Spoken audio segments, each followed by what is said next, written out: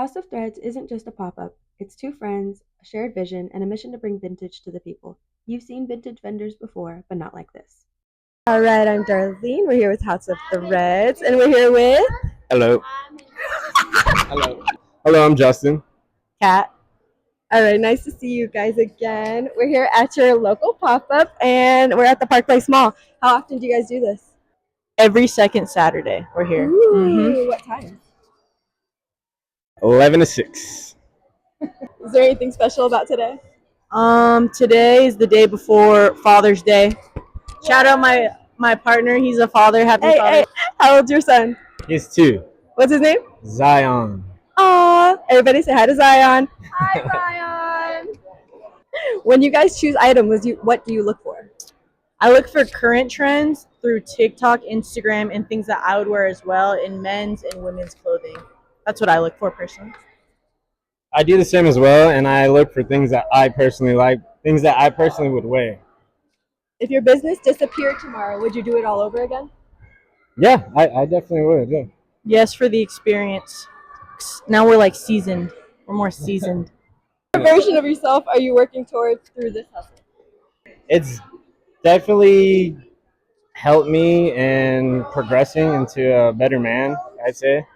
Helps me get out of my comfort zone. Just a better version. I feel like doing pop-ups and all that helps me be more social. I'm kind of introverted, so it helps bring out different parts of me that I wouldn't be bringing out if I weren't doing this sort of thing. You're introverted? Hard to believe, huh? Not what I saw the other day.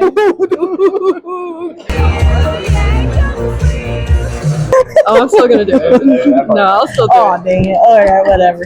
What's something people always assume about you that's wrong? I feel like that this sort of stuff can be easy sometimes. It's actually like a lot of work. I feel like with vintage stuff, people think that it's like an easy thing to do, but you have to wash the items, stain treat the items, do all the marketing for the items. We're like a two-person show. Except we do have Roy and him here. They help us with marketing sometimes. That we're like one people show, so we're running everything in the business. Yeah, but that's just a little bit of it. We have to go find the product. Yes.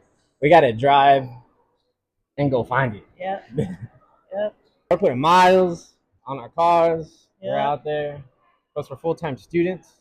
So, the balance. What school do you go to? Bear down. Pima Community Alumni. Hey. Go Aztecs! Hey, Aztecs, get that cheap associates, then head to Eller, people. Yeah. Just don't yell in the mic. I'm sorry.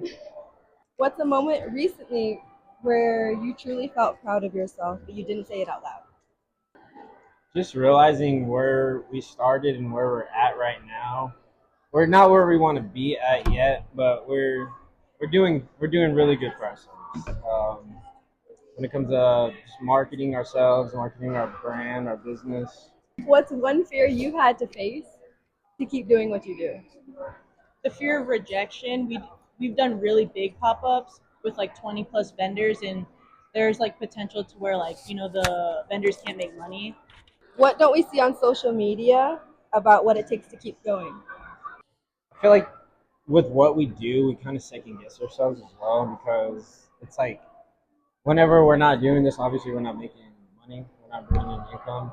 Every pop-up, you need to have a flyer, you need to have marketing, and you need to do like advertising. And people think that it's a quick little video, but there's a lot that goes behind the scenes to make the video, then run the ad. It's simple, but it's kind of like a science to it, and you can't just pull up to the mall or pull up to any place and expect to have your vendors do really well. There's a lot of things that go behind the scenes. Yeah, there's a lot of pressure because we bring in other vendors as well, and we want them to do good too. So there's that extra pressure on us on top of what we're already doing. You guys have 10 seconds to name a bunch of vendors that have worked with you. Ready, set, go. Rewarm, Wants and Needs, Joe's Vintage, Secondhand Contraband, I Crave Vintage, Vintage Wear, Jalapeno Thrift. Done. Good job, guys. If you could talk to a version of you that started this, what would you say? Just keep going. Keep going, don't give up. I feel a lot of people, whenever they start doing this, they're a little discouraged sometimes, and it's easy to get discouraged. Just keep going. You got this. Do you feel supported by the community, or do you still feel like you're proving yourself? I feel like we're always proving ourselves. Um, we've met a lot of great people doing this, a lot of nice people in Tucson. Yep, I agree. Have you ever felt like people don't take you seriously because you just sell clothes? Yep, absolutely, all the time. Yeah, I I feel that as well. Cat felt that. I feel that one. It's yeah. just that little bit of discouragement that you can get, but And you just gotta get over it.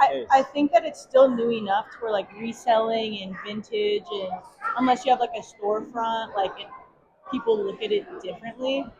And I Yeah. think it's going to change as time goes on because the next generation's so like creative that it's going to become more of a norm. But I feel like our generation, it was still like the older generation kind of was like, is that a real job or this sort of thing and that sort of thing. What outfit do you feel the most you in? Some jeans and boots. Some Dickies and a Harley T-shirt. Hey. What's something you had to give up to keep the business alive? Balance. I feel like I get very fixated on things. I've gotten better since I've gotten better as I've gotten into my later 20s, but in my early 20s, I really struggled with the balance of like work and then prioritizing myself and then prioritizing my friendships and relationships for me personally.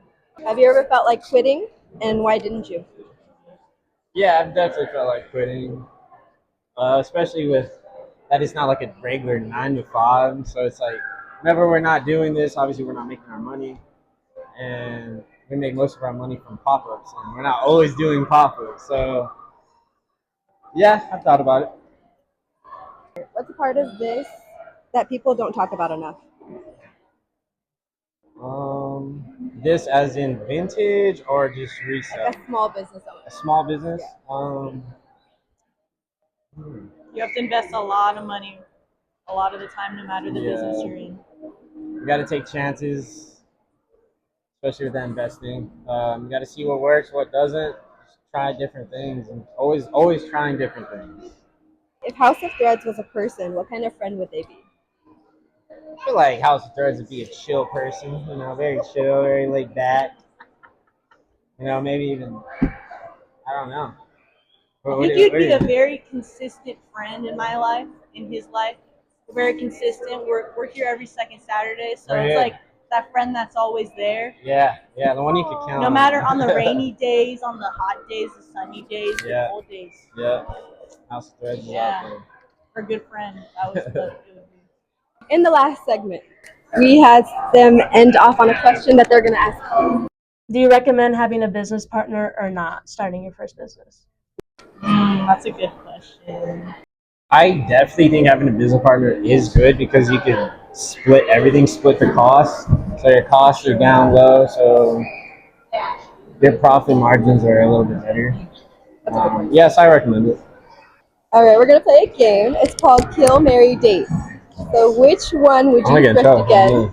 Which one's a forever piece? And which one are you burning? There's low-rise jeans, leopard print, and vintage Nike windbreaker. Ooh. We're gonna marry the Nike windbreaker because you have to. We'll date the low rise. Kill the what was it? Leopard? Skinny jeans? Oh yeah, kill that. Kill the leopard. Kill that. It's probably coming back, but. This one's called Guess the Era. So I'm going to show you a picture, and you're going to tell me what decade it's from. That looks 90s. I would say early 2000s, but. Late 90s, early. Yeah, we'll go early 2000s. Yeah, because yeah. What's the answer? That's okay.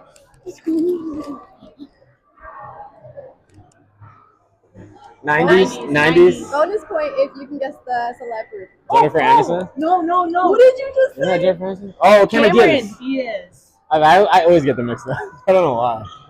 We said 90s, right? Yeah. 90s, yes. 80s. 80. I say 90s because it's kind of grungy. Early 90s. 80s to 90s. Early 90s. Yeah, I'll say early 90s. Yes. Grungy. What was the answer? 60s or 70s. 70s. Yeah, we'll go with 70s. What is it? 70s. Okay. And who is it? I don't know. The beach girl from the beach movie. I don't know. Pamela Anderson. No, it's not. Farrah Fawcett. Oh, that's Farrah Fawcett. Okay. Wait. Let's is go hard. 90s. That's Yeah, 90s. 90s. Winnie. 90s. Is that right? 80s. 80s. That's only one Oh, wrong though. shit. That's only one wrong. Tyra Banks. That's hard. Uh, 90s.